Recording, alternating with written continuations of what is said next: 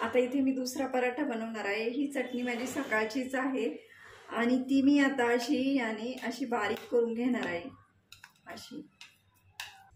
आता ह्याच्या साहाय्याने एकदम बारीक झाली ती।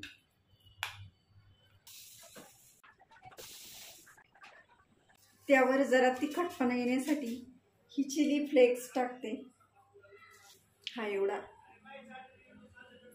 याने पण छान टेस्ट। आणि ही जी चटणी आहे ही चौकडून अशी पसरवून देते याच्यावर।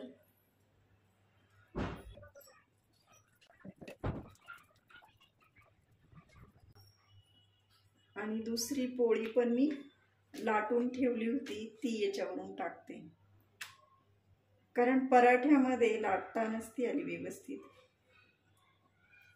ती यावरून टाकली। आणि या चमच्याने याचे हे जे काट आहेत ना हे असे दाबून देते।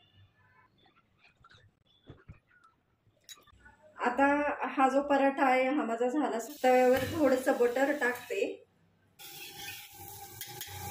हा जो पराठा केला हा असा खूप मोठा तो मी असा टाकून देते आणि थोडंसं बटर असं वरून पण लावते।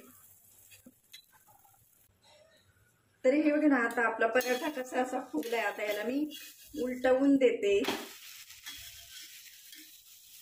आता मी पराठा बघा असा मस्त फुगलाय, असा परत एकदा पलटवून देते। छान पराठा झालाय। पातळ पातळ 2 पोळ्या लाटल्या होत्या आणि या ताटामध्ये असा काढून घेते।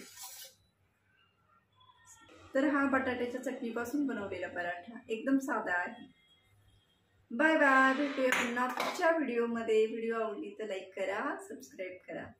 बाय।